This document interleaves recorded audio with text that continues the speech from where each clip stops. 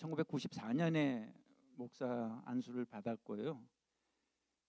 이번이 이제 2026년이니까 2년쯤 됐죠. 근데 수요일 예배가 항상 부담이 됐습니다. 수요일 날 교회 가는 게 목사도 가기가 싫어요. 여러분 오죽 하시겠습니까? 주일 날은 뭐 그럭저럭 괜찮은데, 근데 수요일 날 저녁에는 참 교회 가기 싫을 때가 많이 있었습니다. 그리고 설교 준비하는 것도 힘이 들고. 근데 요즘은 참 즐겁습니다. 여러분도 그러시죠? 수요일 날 교회 가는 게 이렇게 즐거운 때가 내 평생에 있었나? 처음이에요. 저도 처음이고 아마 여러분도 처음이실 것 같아요. 그리고 제가 수요일 날 이렇게 말씀을 열심히 준비한 것도 처음인 것 같아요. 은퇴할 때가 되니까 철이 든다고. 하여튼 요즘 저는 수요일 예배가 참 좋습니다. 교회 오는 것도 좋고 또 말씀 이렇게 준비하는 것도 좋고. 오늘 대강절에 살펴보는 성경 인물 두 번째 시간인데, 오늘은 요셉입니다. 요셉. 성경에는 요셉이 여러 명 있는 거 아시죠? 구약 성경에 나오는 야곱의 아들 요셉이 있습니다. 우리 공부했죠? 또 신약 성경에 나오는 예수님의 제자 중에 아리마대 요셉이라고 있습니다. 부자 아리마대 요셉. 또 이제 성탄절에 등장하는 마리아의 남편 요셉이 있습니다. 오늘 우리가 살펴볼 요셉은 마리아의 남편 요셉입니다. 자, 마리아의 남편 요셉은 직업이 무엇이었습니까? 목수였습니다. 목수. 예수님의 직업이 목수였던 것은 아버지의 직업을 그대로 물려받았기 때문입니다. 예수님은 아버지 요셉의 직업만 물려받은 것이 아니라 아버지 요셉의 성품도 물려받았어요. 성경은 요셉을 한마디로 이렇게 부릅니다. 의로운 사람 요셉. 의로운 사람 요셉. 요셉이 어떻게 해서 의로운 사람인지 오늘은 요셉의 인생을 5개 그림으로 살펴보겠습니다. 자, 첫 번째 그림입니다. 나사렛 마을 요셉의 작업실입니다. 지난 수요일 마리아를 공부할 때도 이 갈릴리 나사렛 동네를 우리가 좀 살펴봤죠. 나사렛 마을은 좋은 동네였습니까? 아니죠. 후진 동네입니다. 낡은 집들이 있고 가난한 사람들이 모여 사는 곳입니다. 그래서 그 당시 유행했던 말이 있습니다. 유행했던 말. 나사렛에서 무슨 선한 것이 날 수 있느냐? 들어보셨죠? 나사렛에서 무슨 선한 것이 날 수 있느냐? 요한복음 1장 46절에 나다나엘이 이르되 나사렛에서 무슨 선한 것이 날 수 있느냐? 예수님이 그 사역을 시작하실 때 나사렛 출신이라 그러니까 에이 나사렛에서 무슨 선한 것이 날 수 있느냐? 나다나엘이 비꼬아서 말했던 거죠. 자, 이렇게 후진 나사렛 마을 한쪽에 목공소 작업장이 하나 있습니다. 작업장 앞에는 나무 부스러기가 수북하게 쌓여 있죠. 그리고 목수들이 사용하는 연장도 보입니다. 톱이랑 대패랑 망치랑 그림에 보이죠. 작업장 안에서 한 청년이 열심히 일을 하고 있습니다. 이 청년의 이름은 요셉이고요. 손에 굳은 살이 가득한 목수입니다. 자, 이제 해가 지고 있고 요셉은 망치를 내려놓고 이제 나무 가루를 털어내고 있습니다. 여러분 상상을 한번 해보세요. 우리가 성경 공부를 할 때는 상상을 해야 됩니다. 그 당시 모습을 상상을 해보세요. 땀에 젖은 얼굴에 미소가 살짝 보입니다. 왜 웃고 있을까요? 요셉이 왜 웃고 있을까요? 가슴 속에 한 여인이 있기 때문입니다. 그 여인의 이름은 마리아입니다. 마리아는 나사렛 마을에서 잘 알려진 처녀입니다. 신앙심이 깊고 착하기로 소문난 소녀입니다. 요셉은 마리아와 약혼을 한 상태죠. 결혼식까지는 약 1년을 기다려야 했습니다. 아직 동거는 할 수 없습니다. 그러나 법적으로는 이미 남편과 아내 사이입니다. 그래서 마태복음은 이렇게 말해요. 그의 남편 요셉은 이렇게 말합니다. 요셉을 마리아의 남편이라고 불렀습니다. 그 당시 풍습은 약혼을 하는 즉시 남편과 아내라고 불렀습니다. 마태복음 1장 20절에 보면 천사가 요셉에게 말할 때 내 아내 마리아라 그렇게 호칭을 합니다. 그날 저녁에 요셉은 일을 끝내고 이제 상상을 해보세요. 집에 들어와서 저녁을 먹고 작은 스케치북 도면을 열심히 들여다보고 있었습니다. 그 도면에는 결혼하면 사용할 침상과 또 조그만 식탁 테이블, 그리고 아기가 태어나면 사용할 아기 요람까지도 이렇게 스케치해 봤습니다. 요셉은 생각만 해도 행복했습니다. 마리아와 함께 할 생각, 또 아기를 낳아서 기를 생각, 그런 생각만 해도 미소가 절로 나왔습니다. 성경은 요셉을 의로운 사람이라 했습니다. 의로운 사람 요셉. 마태복음 1장 19절 보면 그의 남편 요셉은 의로운 사람이라. 여러분 오해하지 마십시오. 여기서 의롭다는 것은 완벽하다 그런 뜻은 아닙니다. 뭐 죄가 하나도 없다 그런 뜻은 아닙니다. 이 세상에 죄 없는 사람은 없죠. 의인은 없나냐, 하나도 없다고 로마서에 나오잖아요. 따라서 여기 마태복음에서 말하는 의롭다는 것은 죄가 하나도 없다는 뜻이 아니라 하나님을 그 마음 중심에 두고 사는 사람이다 그런 뜻입니다. 하나님을 마음 중심에 두고 사는 사람도 때로는 실수하고 때로는 죄를 짓죠. 그러나 차이가 무엇입니까? 그 죄가 오래가지 않습니다. 성령이 함께 하시기 때문에 죄가 너무 괴로워서 금방 회개하는 거죠. 자, 하나님은 아들 예수를 세상에 보내실 때 많은 생각을 하셨을 것입니다. 어떤 가정에 내 아들을 맡길까? 그죠? 어떤 남자에게 아기 예수의 아버지 역할을 맡길까? 많이 생각하셨을 것입니다. 그리고 마침내 요셉을 선택하셨죠. 요셉이라면 내 아들을 맡길 수 있겠구나. 요셉은 의로운 사람이라 아들 예수를 잘 양육해 줄 거야. 이렇게 판단하셨습니다. 자, 이제 여러분 자신을 한번 이렇게 돌아보시죠. 나는 어떤 부모인가? 여러분 어떤 부모세요? 나는 내 자녀를 잘 양육하는 부모인가요? 모든 자녀는 하나님이 맡겨주신 자녀입니다. 믿으십니까? 모든 자녀는 하나님이 맡겨주신 자녀입니다. 하나님의 말씀대로 하나님의 뜻대로 잘 양육해야 할 책임이 부모에게 있는 거죠. 여러분 자녀를 내 소유라고 생각하지 말고 하나님이 잠깐 맡겨주신 사람이라고 생각해야 됩니다. 그래서 하나님의 뜻대로 하나님의 말씀대로 자녀를 잘 양육하는 그것이 바로 부모의 사명입니다. 자, 이제 두 번째 그림으로 가보겠습니다. 두 번째 그림. 청천벽력 같은 소식을 듣죠. 마리아의 임신 소식입니다. 여러분 아까 배경은 똑같습니다. 나사렛 마을 허름한 작업장인데요. 그런데 오늘은 공기가 좀 이상해요. 아주 차가운 분위기고, 여러분 그림에 보이는 요셉의 얼굴이 엄청 충격을 받은 모습입니다. 조금 전에 누군가 소식을 전해 주었습니다. 혹은 마리아가 직접 말했을 수도 있고요. 어떤 소식인지 아시죠? 마리아의 임신 소식이었습니다. 그 소식을 듣고 요셉은 머릿속이 하얘졌습니다. 가슴이 쿵 내려앉았습니다. 손에 쥔 망치가 바닥에 힘없이 떨어졌습니다. 마리아가 임신한 아이는 요셉의 아이가 아니었기 때문입니다. 다른 사람은 몰라도 요셉은 분명히 그 사실을 알고 있었습니다. 왜냐하면 아직 한 번도 함께 잠을 잔 적이 없기 때문입니다. 그날 밤 요셉은 잠을 이루지 못했습니다. 왜냐하면 생각하면 할수록 미칠 것 같았습니다. 누워서 뜬 눈으로 생각하고 또 생각했습니다. 어떻게 이럴 수가 있지? 마리아가 임신한 아이는 누구의 아이지? 어떤 남자와 그런 짓을 한 거지? 이 일을 어떻게 처리해야 되지? 수많은 생각이 지나갔습니다. 분노심, 배신감, 수치심 등등. 그러나 요셉의 마음에 또 하나의 생각이 떠올랐습니다. 마리아를 죽게 하고 싶지는 않았습니다. 만약 임신 사실을 공개하면 마리아는 돌에 맞아 죽을 것입니다. 신명기 22장을 보면 약혼한 처녀가 다른 남자와 동침하면 성읍 문으로 끌고 나가 돌로 치라 그랬습니다. 요셉은 지금 법적으로 마리아를 고소할 수 있는 사람입니다. 정당한 권리가 있습니다. 이 여자가 부정을 범했다고 공개적으로 소리칠 수 있습니다. 하지만 요셉은 긴 밤 고민 끝에 결심했습니다. 마태복음 1장 19절 보면 그를 드러내지 아니하고 가만히 끊고자 하여. 여기서 우리는 요셉의 용서를 배웁니다. 여러분 용서가 무엇입니까? 용서는 감정으로 하는 게 아닙니다. 성경이 말하는 용서는 의지로 하는 겁니다.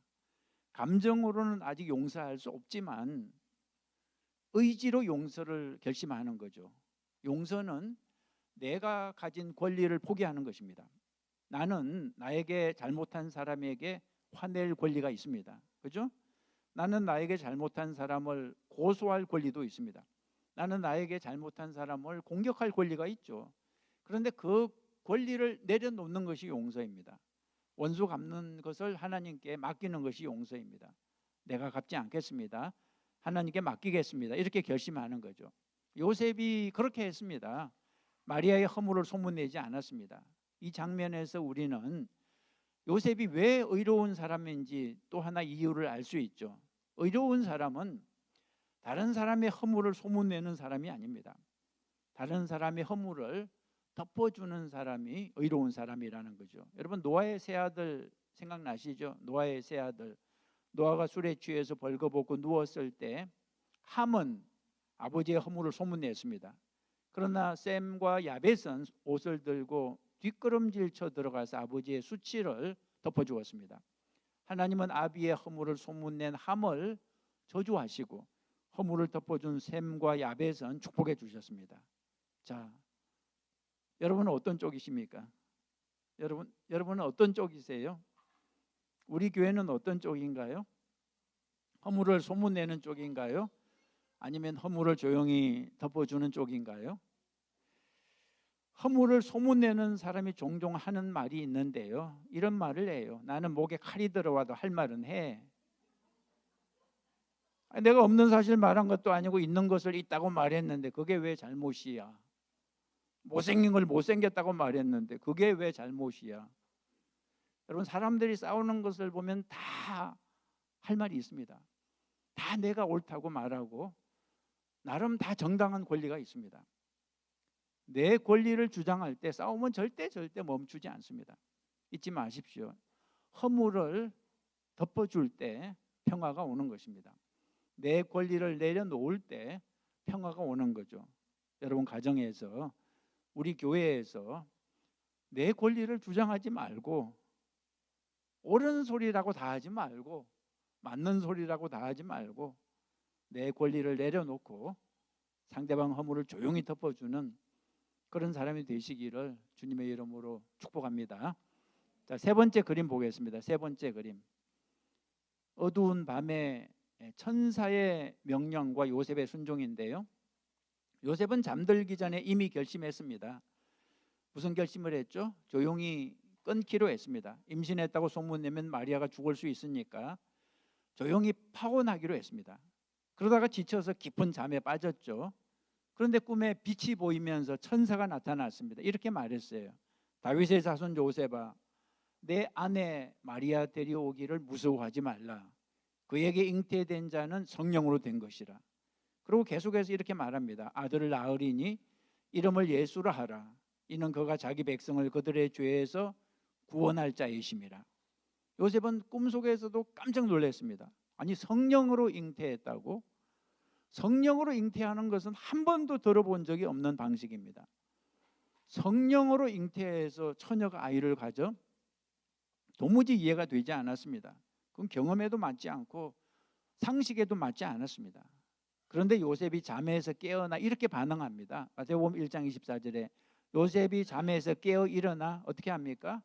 주의 사자의 분부대로 행하여. 여러분, 여기서 우리는 믿음에 대해서 배울 수 있습니다. 믿음은 분부대로 행하는 것입니다. 분부대로. 믿음은 내가 이해가 되어야 행하는 게 아닙니다. 우리는 흔히 그렇게 말하죠. 이해가 돼야 믿지요 그러는데, 그러나 성경은 이렇게 말하죠. 의인은 믿음으로 말미암아 살리라 그랬습니다. 여러분, 믿음은 하나님의 말씀을 그대로 받아들이는 것입니다. 이해가 100%된 다음이 아닙니다. 하나님이 말씀하셨기 때문에 그래서 받아들이는 거죠. 로마서 10장 보면 이렇게 말해요. 내가 만일 내 입으로 예수를 주로 시인하며 또 하나님께서 그를 죽은 자 가운데서 살리신 것을 내 마음에 믿으면 구원을 받으리라. 여기 두 가지가 나오는데요. 마음으로 믿는 게 있고요. 그리고 입으로 시인하는 게 있습니다. 여러분, 헬라어로, 성경 원어 헬라어로 시인하다는 말이 헬라어로 호모 로게오입니다. 호모는 같다는 거죠. 호모 로게오. 로게오는 이 스피크 말하는 겁니다. 그래서 호모 로게오는 같은 말을 하다. 같은 말을 하다. 믿음은 하나님이 말씀하신 것과 같은 말을 내가 하는 것입니다.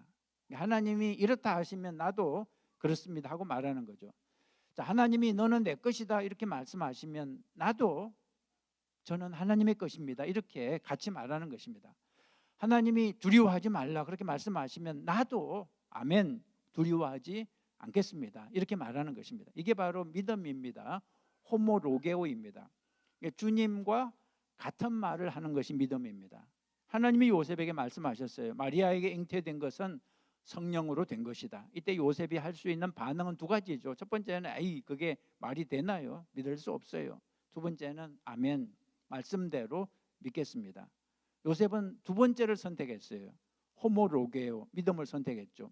여러분 루터가 이런 말을 했습니다. 처녀가 잉태한 것도 기적이지만 요셉이 그 말을 믿은 것도 기적이다.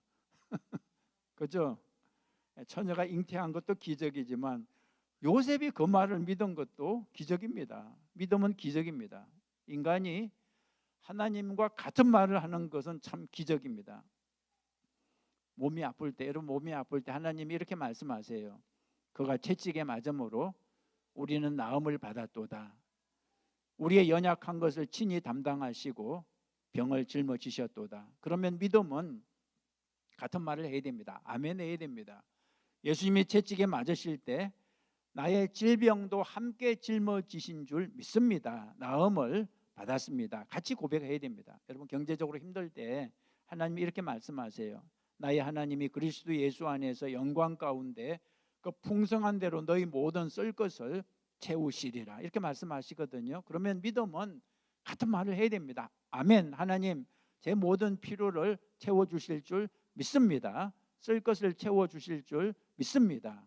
믿음은 상황을 보고 말하는 게 아닙니다. 믿음은 말씀을 보고 같은 말을 하는 겁니다. 베드로도 그랬어요. 밤새 고기를 못 잡았습니다. 그런데 예수님께서 뭐라고 말씀하셨어요? 깊은 데로 가서 그물을 던지라고 하셨죠. 그건 경험으로 베드로가 어부인데 경험으로 상식으로 이해가 되지 않은 명령입니다. 그런데 베드로가 이렇게 말해요. 말씀에 의지하여, 그죠? 말씀에 의지하여 내가 그물을 내리리이다. 요셉도 그랬습니다. 이해할 수 없었지만 성령으로 처녀가 잉태하는 것은 이해할 수 없었지만 말씀으로 순종해서 마리아를 아내로 받아들였습니다. 자, 여러분은 어떤 식으로 말을 하고 있습니까? 어떤 식으로 말을 하고 계세요? 경험과 상식으로 말을 하고 있습니까? 아니면 말씀을 따라 말을 하고 있습니까? 하나님은 된다고 하시는데 나는 내 경험으로 계속해서 안 된다고 말하고 있지 않습니까? 하나님은 나음을 입었다고 말씀하시는데 나는 계속 낫지 않았다고 말하고 있지 않습니까? 하나님은 우리를 너는 천하보다 귀한 자녀라고 말씀하시면서 두려워하지 말라. 공중의 새를 보라. 들에 핀 백합화를 보라. 하물며 너희 일까보니 이렇게 말씀하시는데 우리는 계속해서 염려하고 두려워하고 절망하고 있지 않습니까? 여러분 믿음은 호모로게오 기억하십시오. 같은 말을 하는 것이 믿음입니다. 주님이 말씀하시면 나도 똑같이 말하는 겁니다. 자, 네 번째 그림 이제 넘어가 보죠. 네 번째 그림. 한밤중에 탈출 애굽으로 피난 가는 그림인데요. 여러분 이 그림들은 세상에 존재하지 않는 그림인 거 아세요? 진짜예요. 이거는 AI 보고 그려달라고 해서 그린 유일한 그림입니다. 유일한 그림. 세상에 없어요. 새로 그리라 그러면 또 못 그려. AI가 밀어내서 한 번 그린 건 잘 못 그려요. 제가 이게 이런 그림을 그리라고 AI한테 이렇게 주문을 해서 만들어낸 그림들이에요. 이번 무대 배경이 바뀌어서 이제 나사렛 마을이 아니라 베들레헴 작은 마구간입니다. 마리아가 아기를 출산했고요. 구유에 누워있는 아기 예수가 누워있죠. 지난 시간에 봤죠. 마리아와 요셉이 그 곁을 지키고 있었죠. 정말 감격적인 하나님이 사람이 되어 탄생한 감격적인 모습이죠. 그런데 갑자기 평화로운 장면이 바뀌면서 이제 무서운 소리와 말발굽 소리가 들리는데요. 헤롯 왕이 이제 긴급 명령을 내렸습니다. 긴급 명령. 어떤 명령인지 아시죠? 2살 아래 사내 아이들을 모조리 죽이라 그랬습니다.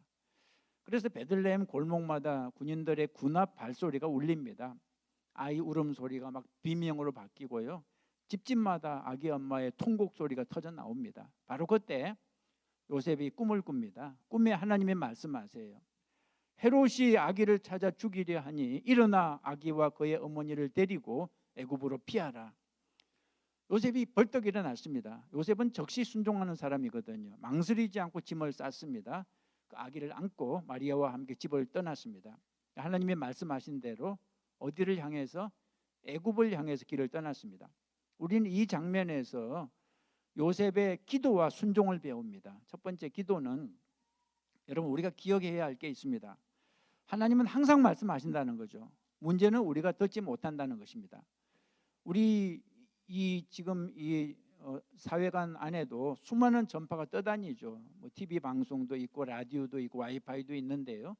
그렇지만 수신기가 없으면 아무것도 보지 못하고 듣지 못하죠. 여러분 기도는 영적인 수신기입니다. 기도하면 들리기 시작하고요. 기도하면 보이기 시작합니다. 요셉은 기도하는 사람이었습니다. 자, 마리아의 임신 문제로 고민할 때, 그리고 헤롯의 살해 위협 앞에서, 그리고 애굽에서 언제 돌아와야 할지 모를 때 요셉은 기도함으로 하나님의 음성을 3번이나 들을 수 있었습니다. 첫 번째로 마리아에 대한 오해, 마리아의 임신에 대한 오해를 풀어주시는 성령의 음성을 들었죠. 두 번째로 헤롯을 피해서 애굽으로 피신하라는 음성도 들었죠. 그리고 세 번째는 이제 이스라엘로 돌아가라는 음성도 들었습니다. 마태복음 22장 20절에 아기의 목숨을 찾던 자들이 죽었느니라. 이스라엘 땅으로 돌아가라. 여러분 요셉이 기도하지 않았다면 어떻게 됐을까요? 자, 베들레헴에 그대로 남아 있었을 것이고, 그랬으면 헤롯의 칼에 아기 예수는 죽었을 것입니다. 우리는 종종 이렇게 말합니다. 이 기도해도 상황은 똑같아요. 뭐 어떤 의미에서는 맞아요. 여러분 헤롯은 여전히 미친 왕입니다. 헤롯은 변하지 않았습니다. 세상의 정치나 경제 환경은 기도한다고 해서 금방 달라지지 않습니다. 그러나 여러분 기도할 때 분명히 변하는 게 있는데 우리가 나아갈 방향을 알 수 있습니다. 기도할 때 우리가 나아갈 방향을 알 수 있습니다. 어디로 가야 할지, 어떻게 행동해야 할지 알 수 있습니다. 나아갈 방향을 하나님께 듣는 사람이 바로 기도하는 사람입니다. 자, 두 번째로 요셉은 순종하는 사람이었습니다. 요셉이 여러 번 계시를 받았는데요. 그러나 거기서 끝났다면 아무 의미가 없죠. 중요한 건 그 다음입니다. 마태복음 2장 14절에 요셉이 일어나 밤에 아기와 그의 어머니를 데리고 애굽으로 떠나가니 그랬거든요. 여러분 기도는 첫째가 듣는 일입니다. 듣는 일. 그 다음에 순종이 있어야 됩니다. 움직이는 일. 우리에게는 둘 다 필요하죠. 우리는 때로 이런 잘못을 범합니다. 많이 들어요. 많이 깨닫습니다. 많이 은혜를 받습니다. 그런데 도대체 움직이지 않습니다. 우리가 움직이지 않을 때 하나님의 뜻은 이루어지지 않는 거죠. 여러분 요셉의 위대함은 생각이 아니라 행동에 있었습니다. 순종하는 행동. 요셉은 분부대로 마리아를 데려왔잖아요. 또 요셉은 분부대로, 주님이 분부대로 애굽으로 갔죠. 요셉은 분부하신 대로 이스라엘로 돌아왔죠. 그러니까 하나님이 말씀하시면 즉시 순종했습니다. 일어나라 하면 일어나고, 떠나라 하면 떠나고, 돌아오라 하면 돌아오고. 여러분 순종은 내가 좋을 때만 하는 게 아닙니다. 불편해도, 계산이 안 맞아도 하나님의 말씀하시면 움직이는 거죠. 요셉의 순종 때문에 아기 예수가 살았습니다. 인류 구원의 길이 이어졌습니다. 저와 여러분도 요셉처럼 첫째는 들어야 되고요, 둘째는 순종하는 사람이 될 수 있기를 축복합니다. 마지막 5번째 그림입니다. 마지막 5번째. 요셉과 어린 요셉이 작업장에서 함께 노는 그런 모습입니다. 요셉과 마리아는 애굽에서 이스라엘로 돌아왔지만 이스라엘 땅 정치 상황은 여전히 불안했습니다. 그래서 요셉은 다시 고향 나사렛으로 내려갔습니다. 다시 나사렛에 있는 작업장에서 목수일을 했습니다. 아기 예수는 아버지 요셉이 목수일 하는 걸 보면서 무럭무럭 자랐습니다. 요셉이 나무를 깎고 다듬을 때 어린 예수는 그 옆에서 나무 조각을 만지며 놀았습니다. 아버지 이건 뭐예요? 그렇게 물으면 그건 문짝이야, 이렇게 대답했습니다. 여러분 성경은 이 부분에 대해서 자세히 기록하지 않습니다. 다만 이렇게만 기록했어요. 나사렛에서 자라심에, 예수님이 나사렛에서 자랐다는 거죠. 이런 짧은 구절에서 우리가 상상할 수 있습니다. 성경을 읽으면서 상상해야 됩니다. 예수님의 그 인간적인 성품이 어디에서 자라났을까? 아마도 허물을 덮어주는 아버지 밑에서 자라났을 것입니다. 그리고 하나님께 적시 순종하는 아버지의 믿음을 보고 예수님은 순종하는 믿음에 대해서 배웠을 것입니다. 여러분 기억하시죠? 예수님이 나중에 그 가늠한 여인을 돌로 치려는 사람들 앞에서 예수님이 조용히 허물을 덮어주시지 않았습니까? 이렇게 말했죠. 죄 없는 자가 먼저 돌로 치라, 이렇게 말씀하시면서 여인의 허물을 덮어주었죠. 여러분 이 장면을 보면서 옛날에 마리아의 허물을 덮어주었던 요셉의 모습이 생각나지 않습니까? 그런 거를 아버지 요셉한테 배우지 않았을까 우리가 짐작할 수 있는 거죠.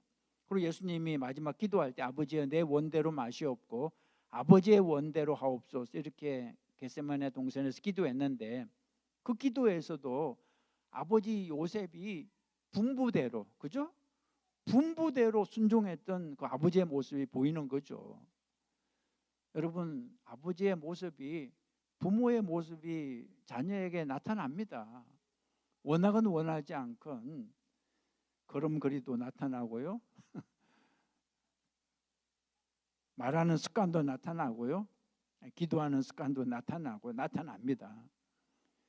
요셉은 그 후에 이제 성경에서 사라집니다. 예수님이 공생의 사역을 시작하실 무렵에 아마도 세상을 떠났을 가능성이 크죠. 더 이상 기록이 없습니다.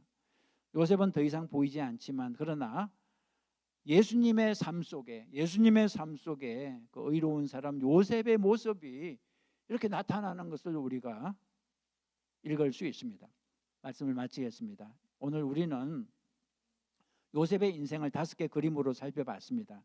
첫 번째 그림은 나사렛 마을에서 목수 일을 하는 정말 평범하지만 그러나 하나님이 보시기에 의로운 사람 요셉의 그림이었습니다. 두 번째 그림은 약혼자 마리아가 임신했다는 청천벽력 같은 소식을 듣고 그러나 자기 권리를 내려놓고 마리아의 허물을 덮어준 사람 요셉의 모습이었습니다. 세 번째 그림은 꿈에 천사가 전해준 말, 마리아는 남자로 임신한 것이 아니라 성령으로 잉태했다는 말, 도무지 이해할 수 없는 그런 말이었지만 그러나 그 말을 믿음으로 받아들인 사람이 요셉이었습니다.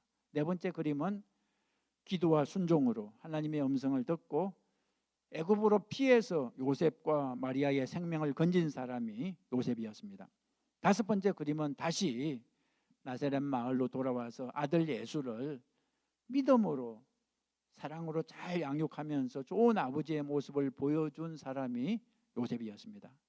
여러분 이 5장면을 관통하는 4가지 단어가 있는데요. 믿음이라는 단어, 용서라는 단어, 기도라는 단어, 그리고 순종이라는 단어입니다.